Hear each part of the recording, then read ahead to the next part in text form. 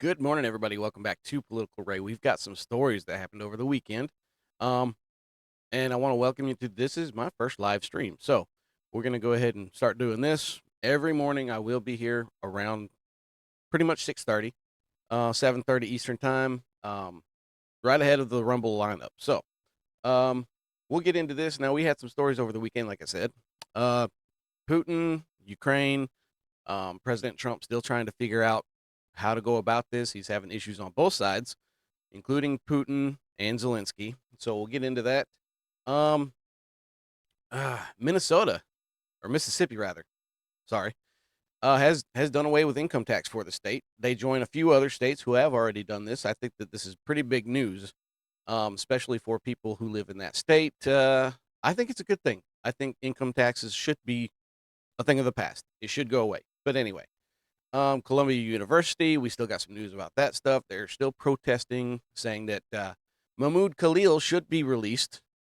I don't think so. The guy's had his visa revoked, his student visa, it's gone. I think he should have been deported a long time ago. That's my opinion. You can let me know what you think about it. Um, and we've got some more Tesla stories about violence and everything else, and we'll get into that as well. But first off, let me go ahead and shrink my little window here, and we'll get into this first story, talking about President Trump still trying to work out a deal with Ukraine and the peace talks and everything else. We'll get into this. Now let's see. We got from the New York Post. Now let me get this up here. There we go. All right. From the New York Post, Trump accuses Zelensky of trying to back out of minerals deal, which he has a couple of times already. We all remember the White House, them getting into it with J.D. Vance, President Trump, and Zelensky all in there getting into it. We all remember that. It was a little over a month ago now at this point. But anyway, President Trump accused Ukrainian President Zelensky of trying to back out of signing the critical minerals deal with the U.S., warning of big problems if he does. Look, I'm just going to tell you right now, everybody who I've talked to before, you all know that what I've said before, this is a good thing for Ukraine. This is how I think about it, okay? Ukraine signs this mineral deal. It puts U.S. people within the country, and it gives the U.S. a way to recoup that money, that the billions and billions and billions of dollars that we have sent to Ukraine to help them with this war. It helps the U.S. recuperate some of them funds, hopefully get it all back. It's a good thing. Plus, it gives security to Ukraine with American citizens within country. The U.S. is not going to let stuff happen. They're not going to let Putin pull any kind of crap as far as like trying to invade again, what have you, because we've got American citizens within the country. That gives Zelensky the security that he wants, because we've got, and then Putin came out right after saying, "Hey, we've got minerals too. We can make a deal. Come on, we got some stuff too that you could probably use. We want a minerals deal. It's good all around. You can let me know how you think, but I think that it's a good thing all around. Anyway, he's trying to back out of the rare earth deal, and if he does, he's got some problems, big problems. Trump told reporters on Sunday on Air Force One. He wants to be a member of NATO. Never gonna happen. It's not. I'm gonna tell you right now. As long as a Republican is in office and we hold the Senate and the House and the presidency, Ukraine being a part of NATO is not going to happen. I know that President Biden had pushed it a little bit, but look, if you want to make a permanent enemy out of from Russia, you do not let Ukraine into NATO. Plus, think about it this way. The US, for the majority, there's only one other country that actually, I think it was Poland, I think. Don't quote me on that, but I think it was Poland that actually is the only other country that pays their share, their 2% GDP into NATO like they're supposed to. Everybody else does not. And it's wild that we have to front everybody else. Look, it's supposed to be 2% of the GDP. Last time I looked, the US puts in about little over 4% of the GDP. This is not hard to do. Canada came out and said they're going to meet their GDP goal within NATO by it was 2030 something. Why not now? It's crazy that the U.S. has to be the world police. I don't think that it should be, but that's just my thoughts on the matter. Anyway, NATO is it's I don't like NATO, but that's just how I feel about it. Anyway, the White House has been pushing Kiev to accept the agreement, which would see Ukraine share its rich minerals deposit with the U.S. Trump has characterized the deal as a repayment for billions of aid the U.S. has given Ukraine over the past 3 years. Yes, this is a way for the U.S. to recoup all those billions of dollars that we have just given to Ukraine. Every single time that Zelensky came into the States during Biden's presidency, he walked away with billions more dollars. Every single time. With no strings attached. Just billions of taxpayer dollars given away. Now I understand a lot of people say, well, Ray, that's not just guaranteed money. Yeah, I know. It's based over, some number of years. A lot of the money was, based on weapons given, ammunition, that kind of stuff. I understand that. Does not negate the fact that it was still billions and billions of dollars. And I think what was it like? It was like $17 billion in actual cash that we have given to Ukraine thus far. And Zelensky came out and said that he doesn't know where half that money's at. That's wild. Okay, look, we should not be sending taxpayer dollars to someone, and he doesn't even know where most of the money went to. This changed my mind. Tell me if you think I'm wrong, but we shouldn't be sending all this kind of money, just no strings attached, no repayment deal, anything like that. The minerals deal is a good thing for all involved. Russia wants some of it too. It puts American not troops, but American people within Ukraine.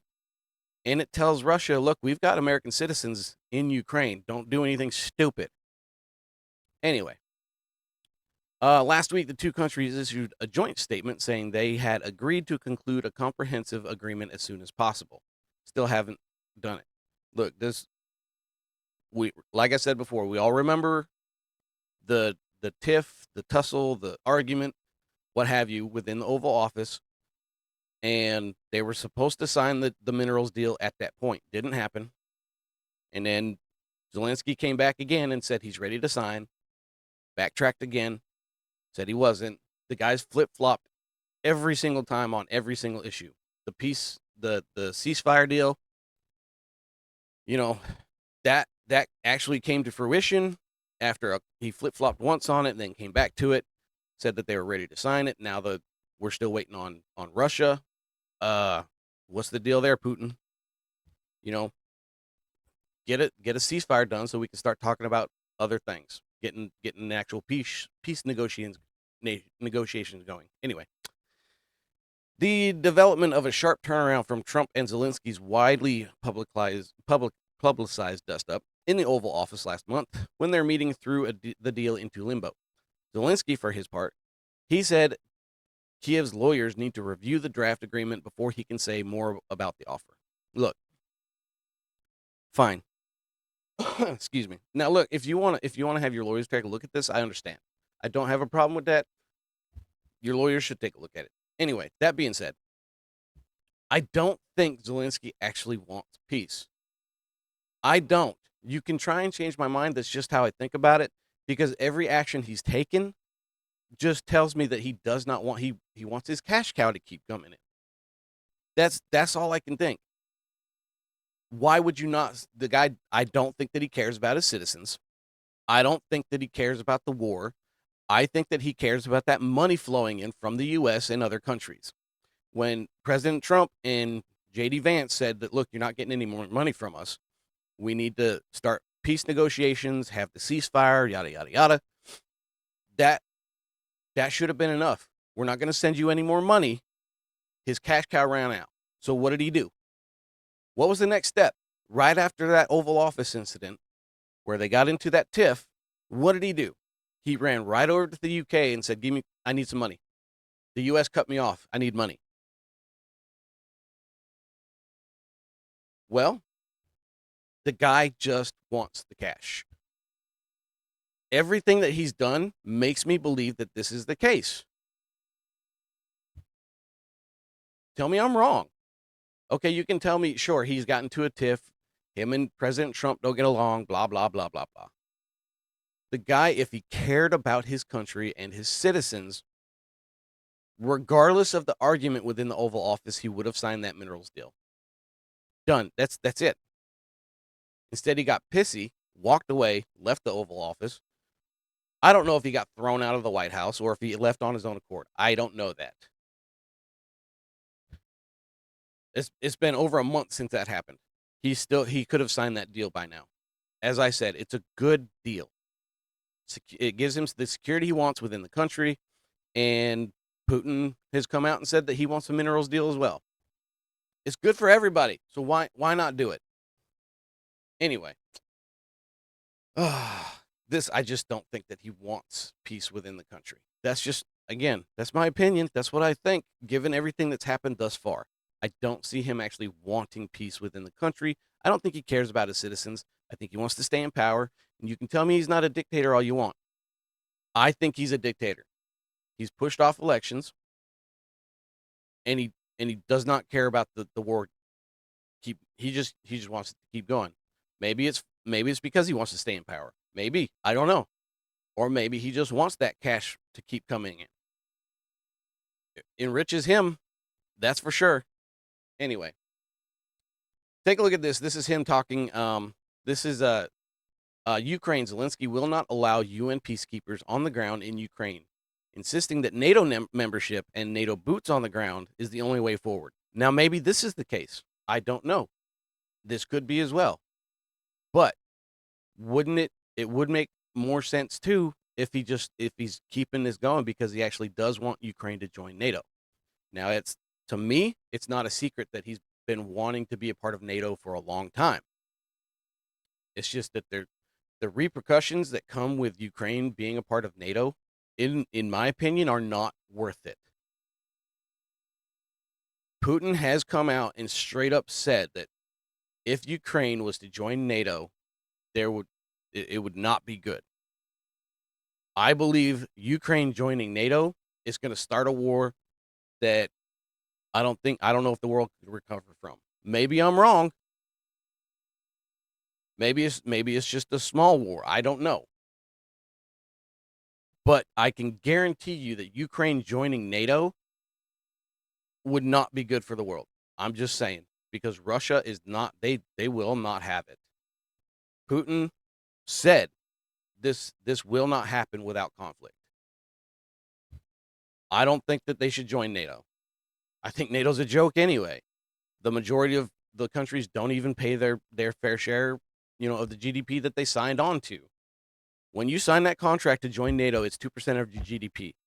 Nobody upholds it except for the US, and I think it was Poland. But anyway, this is what he said, and this just makes you think that, now he didn't come out and say, in this video anyway, he didn't come out and say that he wants to join NATO, but he's coming out saying that the UN, he says with all due respect, but we all know what he's saying. He wants to join NATO, and he doesn't think that the UN is going to do any good as far as boots on the ground. I don't think the UN should have boots on the ground anyway. I don't think that they're very good war fighters anyway. That's my opinion.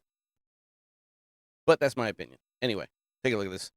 This is in Russian, because in Ukraine they speak Russian. But it's got subtitles. Check it out. Що стосується ООН, при всій повазі, ООН нас не захистить від окупації або бажання Путіна прийти знову. Ми не бачимо ООН як альтернативу контингенту або гарантіям безпеки. Ми підтримуємо розумні, логічні стосунки з Організацією Об'єднаних Націй, я маю на увазі з представниками і Генсеком тощо, але це не може бути, ООН не може бути альтернативою гарантіям безпеки. The guy wants to join NATO. like I said, I don't think he cares about his citizens. I think he either, like I said, either he wants to keep that money coming in, he wants to join NATO, or he just. I understand wanting security guarantees, but as I said before, that's what the minerals deal does.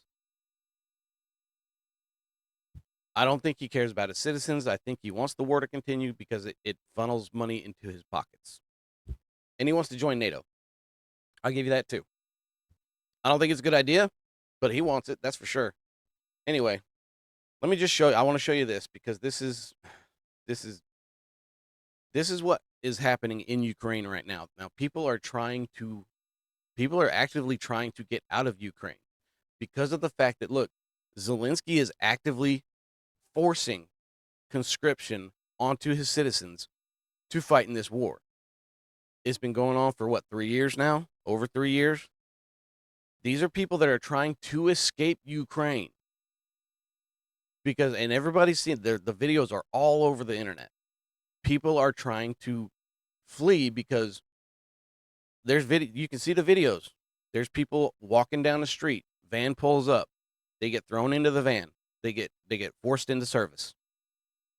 Zelensky is actively forcing conscription onto his citizens. Anybody that's male of fighting age, he's forcing conscription. It's kind of like the draft, but not really. This is people do not look. The war's been going on for a long time. There's been a lot of casualties. Zelensky's running out of manpower. I mean, thousands and thousands and thousands of people have died in this conflict. President Trump has come out several times talking about the conflict needs to end because he wants people to stop dying. That's all there is to it. Anyway, we'll go ahead and move on here. We'll move on to the. This is pretty big in my opinion. Mississippi. I think this is pretty big. Now, this is from the office of Tate Reeves, the governor of Mississippi. Governor Reeves signs historic legislation eliminating Mississippi's individual income tax. This is big. In my opinion, I think more states should follow suit. I think that the federal income tax needs to go away. It should have gone away a long time ago. That's just my opinion, but it funneled money into, representatives' pockets, and so they just kept it. Now, I understand the reason for taxation. It funds schools, it funds, roads, all kinds of stuff. I understand. But when you think about the fact that every time a dollar is exchanged in this country, it is taxed. That is ridiculous and should not be happening. I understand the sales tax. I understand the tax on gasoline, what have you. I don't believe that income should be taxable. Call me crazy, but anyway. I am proud to sign into law a complete elimination of the individual income tax in the state of Mississippi, said Governor Tate Reeves. Let me say that again. Mississippi will no longer tax the work, the earnings, or the ambition of its people. Good.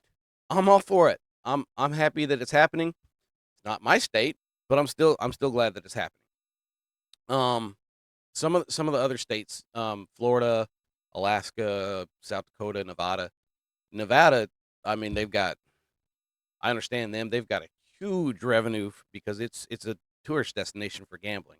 I mean, Las Vegas alone, I think, supports that state. Anyhow, Texas, Washington, Wyoming, among some others that do not have income taxes on their citizens. And now Mississippi. Now, this isn't going to happen right away. It's going to be a slow process over several years. I think where it says in here somewhere that it's not going to happen until let's see, 2030. I think that's what it said. But they're not just cutting taxes. A lot of people are like, oh well, when you cut income taxes, they're going to raise taxes on like sales and everything else. Well, he's actually said that he's going to cut sales tax down as well, from 7% down to 5%. Take a look at this.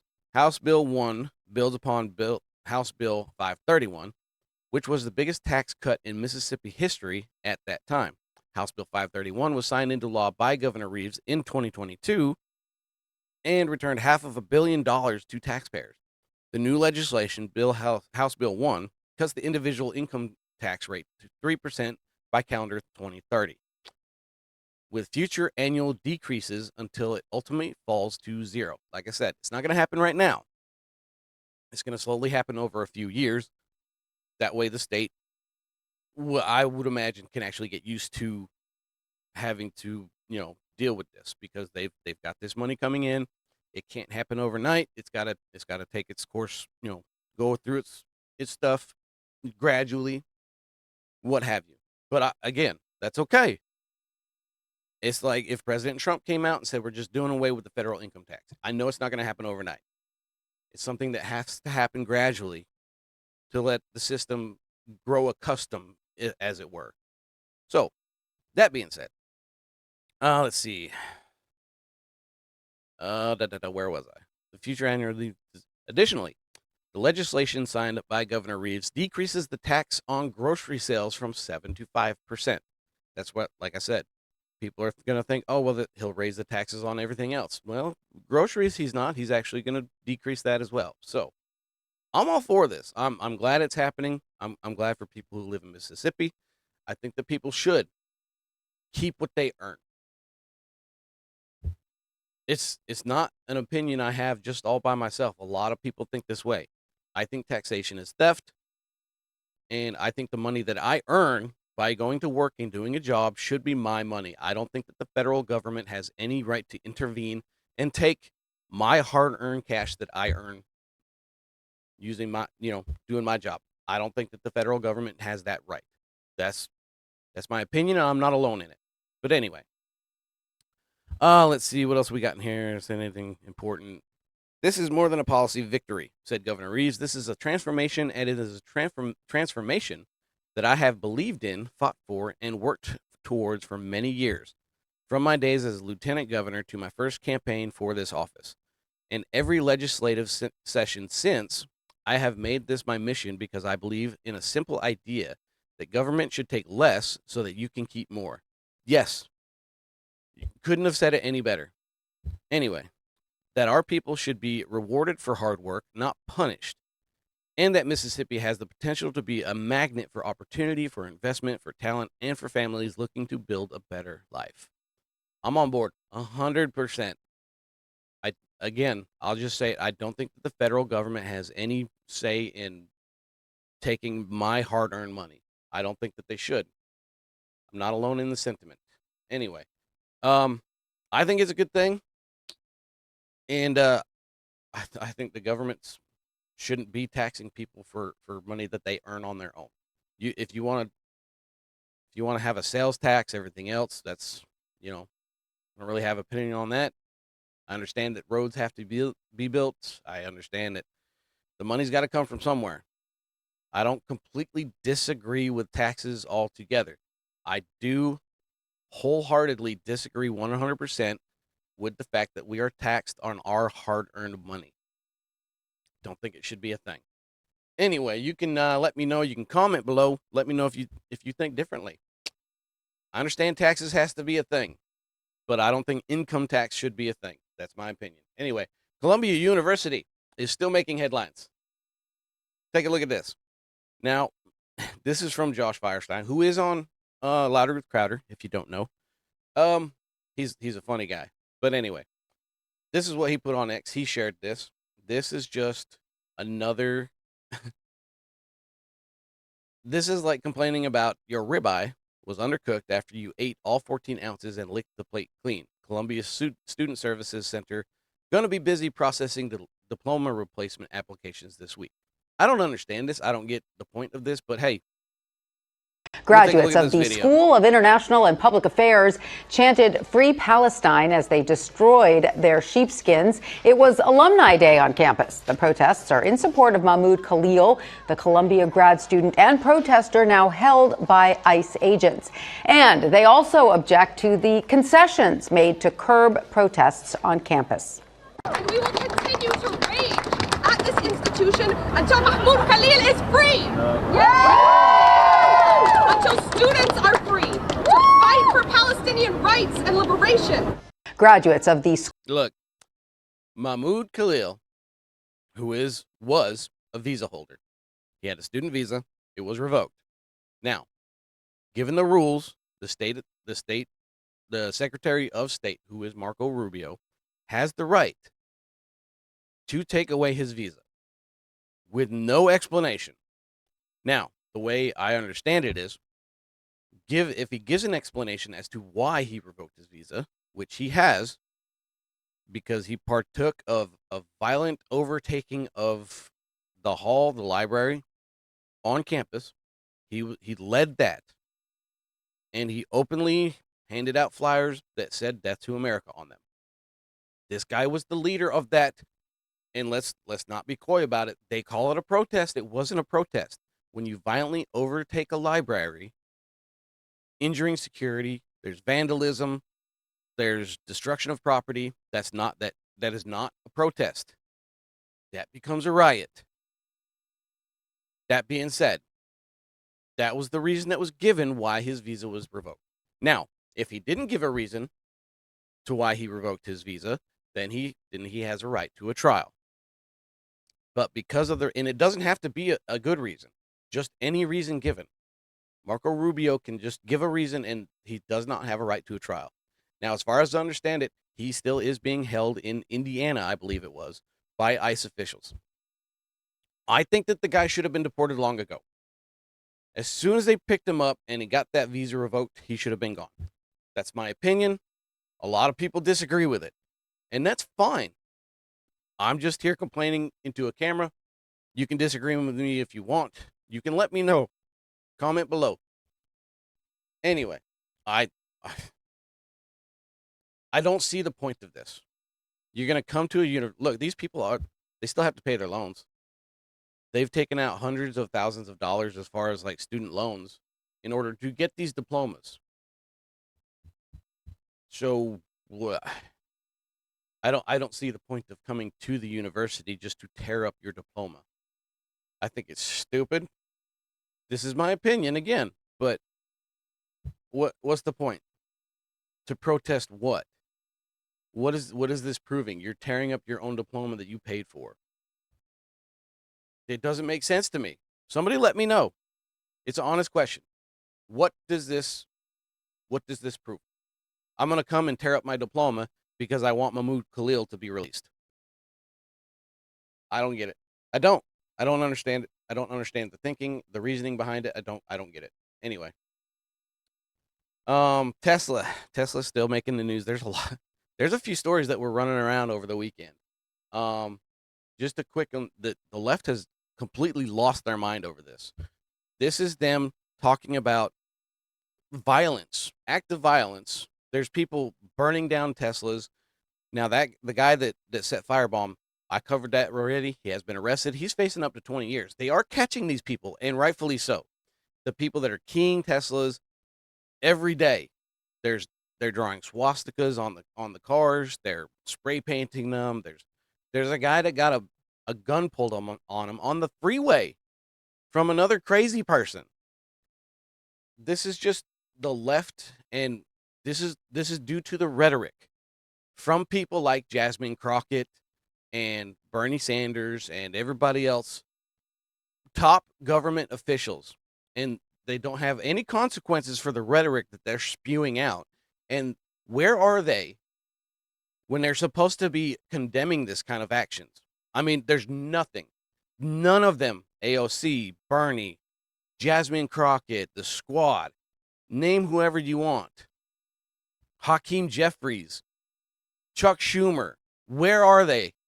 There's not a single story, not one video, nothing of them coming out and condemning this type of behavior when they should be.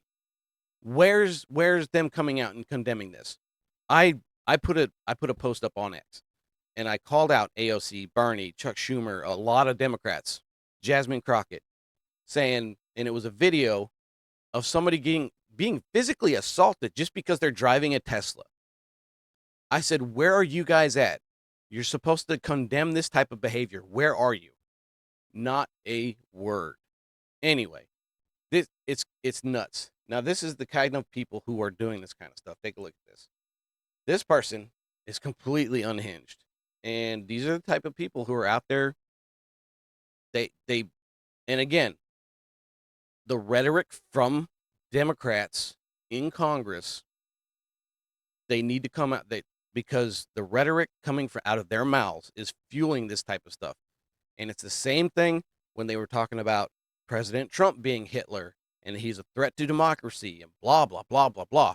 That's we had 2 assassination attempts on him before he even got into office. You can't tell me it's not because of their rhetoric. Now, I'll admit there's a lot of rhetoric that President Trump has put out, but he hasn't called anybody a Nazi. He's not saying that they're a threat to democracy.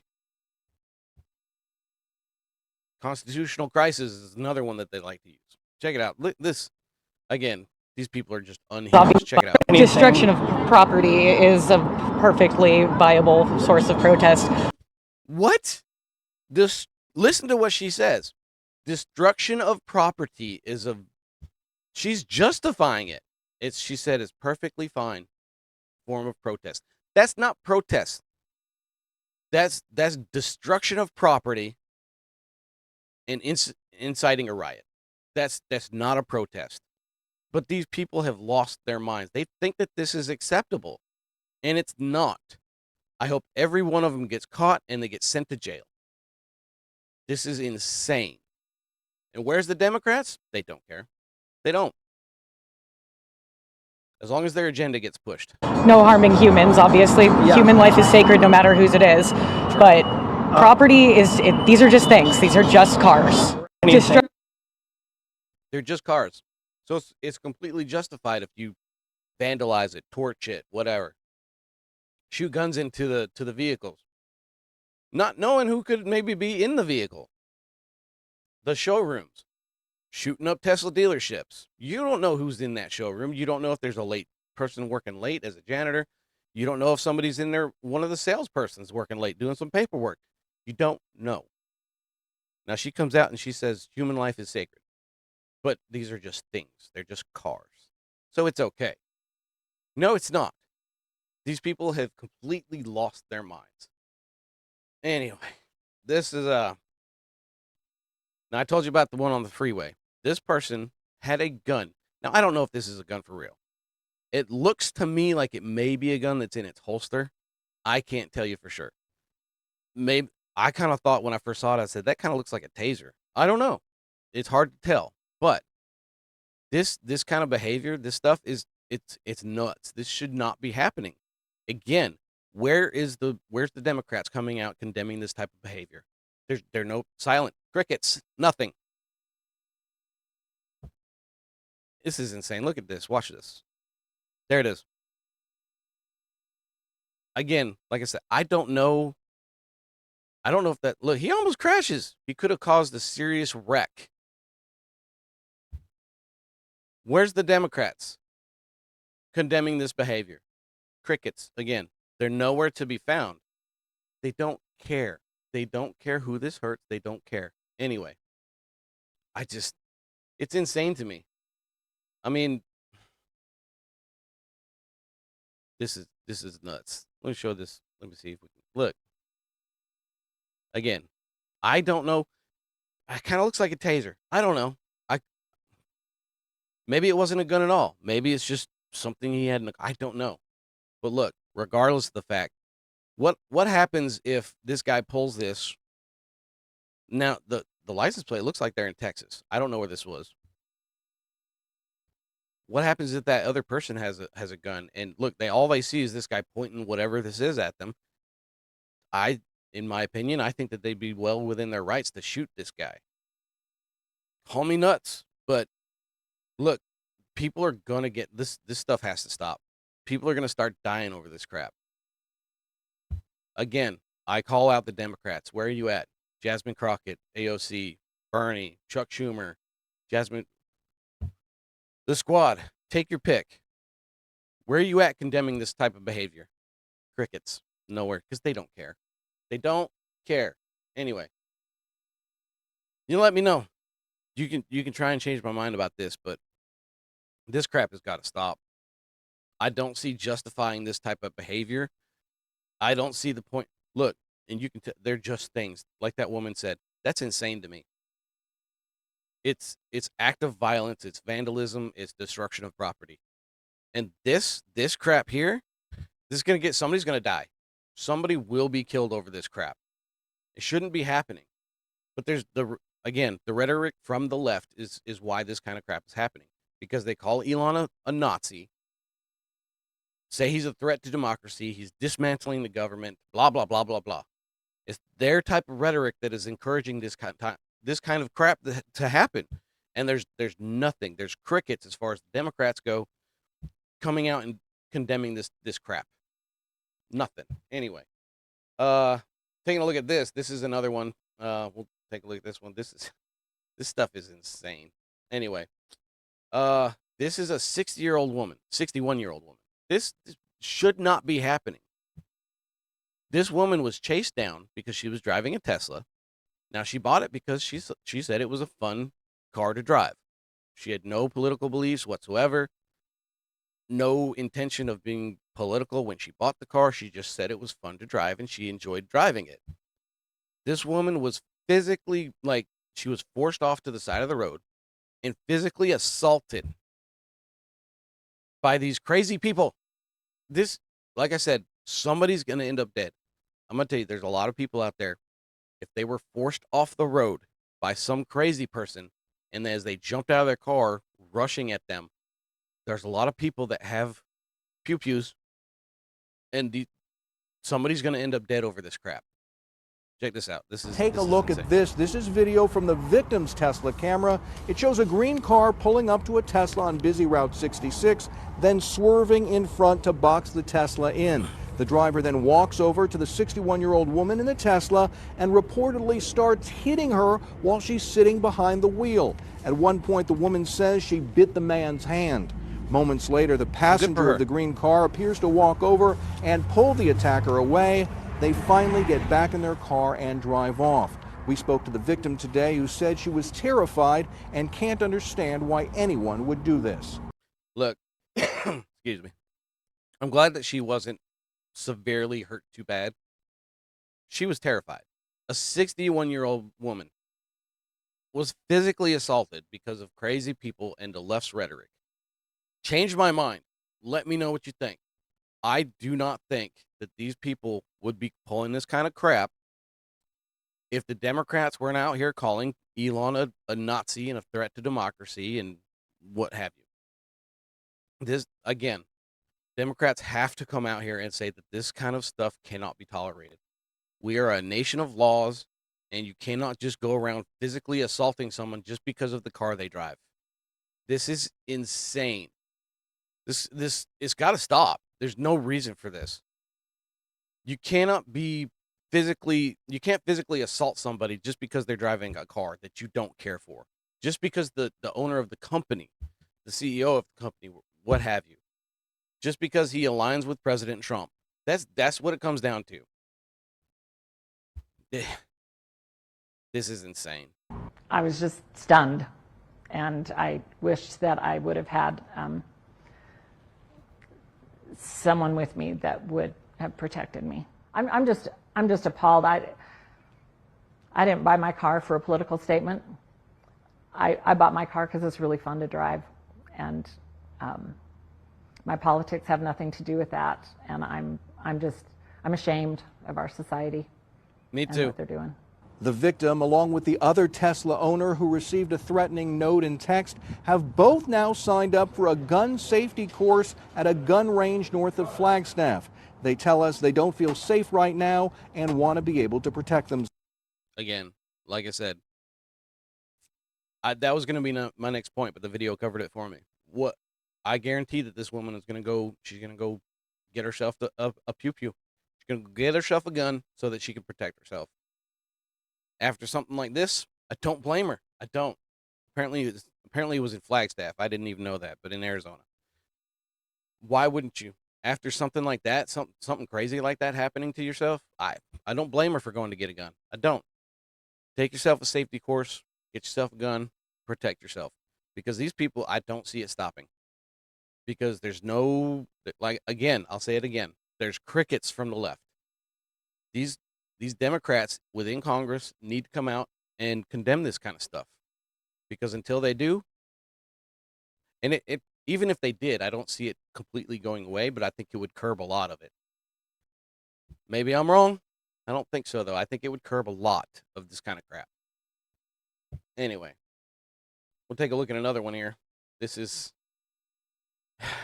now this is the left, full insanity. Okay, this is a New York senator, New York State Senator Patricia Fay, Democrat, has introduced a new bill that aims to effectively ban dealerships in the state.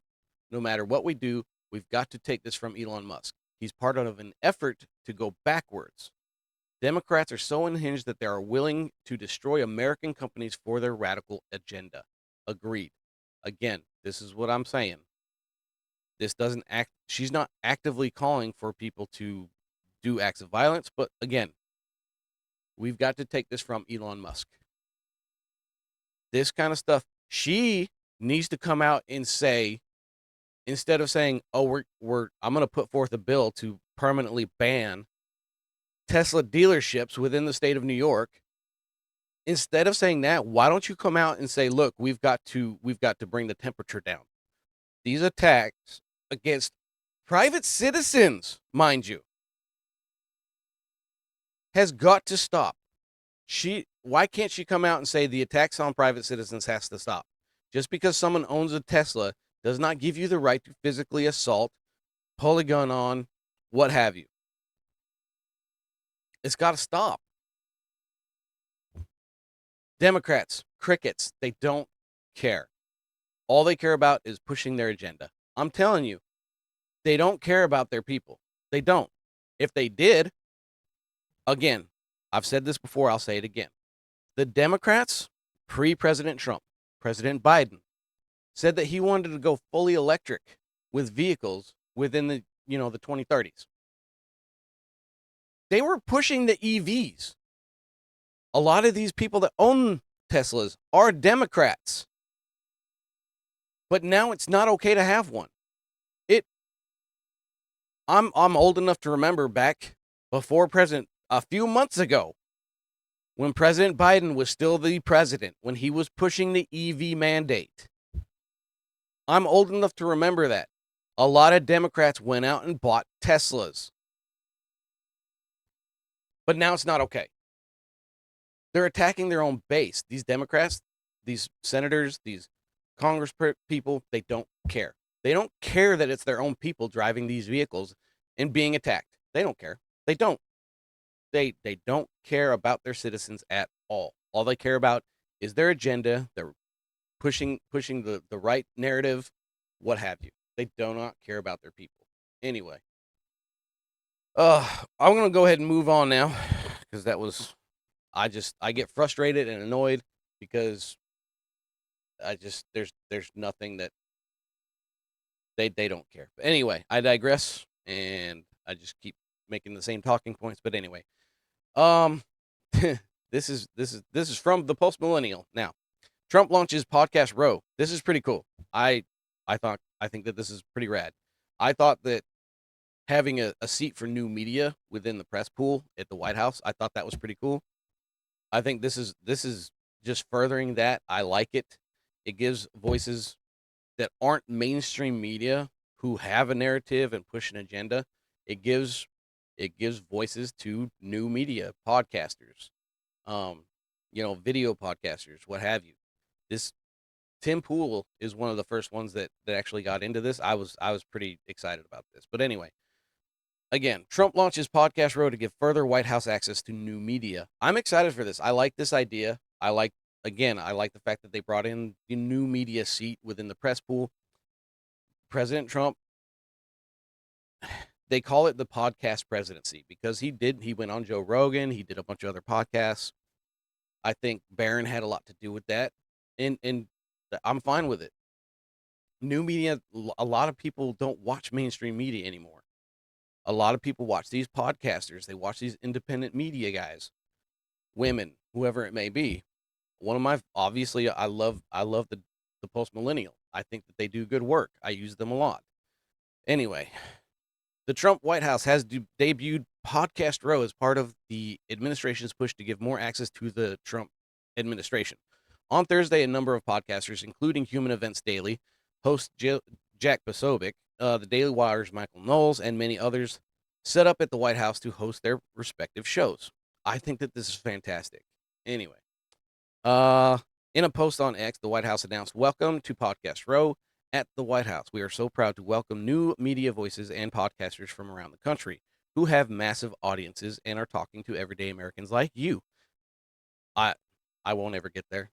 Maybe I will. Maybe in a few years I might get a little big, but I have like 5 concurrent viewers, and I appreciate you. I do. But anyway, let's see. Podcast Row at the White House was a huge success. We were proud to welcome new media voices and podcasters from across the country to the People's White House. To the People's House, rather. I think that this is fantastic. But let me know what you think. I think that having new media, as I said before, a lot of people don't watch the mainstream media anymore. They watch Tim Pool, they watch, Steven Crowder, they watch the Daily Wire, they watch a lot of them. They don't tune into the mainstream media anymore. It's a lot of it goes a lot of us get our news from our alternative media. And I think that this is a good thing. I'm glad that President Trump brought this in. Anyway, that's all I'm going to talk about with that. But we'll go ahead and move on to there's rumors flying around the internet about the 22nd Amendment and how Trump is going to use it to I don't think I put that post millennial article in there. I'm sorry about that. But anyway, the 22nd Amendment, there's rumors flying around again about Trump taking this out so that he can run for a 3rd term. I don't see this happening. I don't. Maybe I'm wrong, but I don't see President Trump doing away with the 22nd Amendment just so he can run for a 3rd term. I don't think it's going to happen. I think maybe even if he floated around, which they're saying he did, I don't believe he's serious about it. I don't see this happening again. There is the loophole where President Trump could run with J.D. Vance, at the top of the ticket. President Trump could be running as the vice president. You can do that. And then, J.D. Vance stepping down after a couple months within office, and then President Trump having a 3rd term. There's talks about that. I don't see it happening. I don't. I think President Trump, he's running through the China shop right now, just knocking everything over. He's firing people. He's cleaning up the government. I don't see him doing this again. He's getting up there in age. I don't see him. I think he's going to do his 4 years now, and I think he's going to walk off into the sunset. That's what I think. I could be wrong. I don't think I am. I don't see him coming back for another 4 years. Again, the guy, he enjoys his golf. He's gonna ride off into the sunset, whether it's good or bad. I'm hoping J.D. Vance runs. I like the guy. I hope he runs at the top of the ticket. But we'll see. Anyway, let's see. This again, I don't see this happening. But Trump won't rule out seeking a 3rd term in the White House, tells NBC News there are methods for doing so. Apparently, this is from NBC Politics, but President Trump said in a Sunday morning phone call that he was not joking about a 3rd term, adding that it is far too early to think about it. I don't see this. Again, this is just my opinion, but I don't see this happening. I just don't.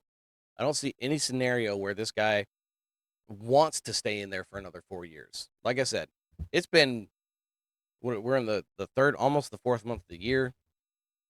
He's been in office for almost 3 months now.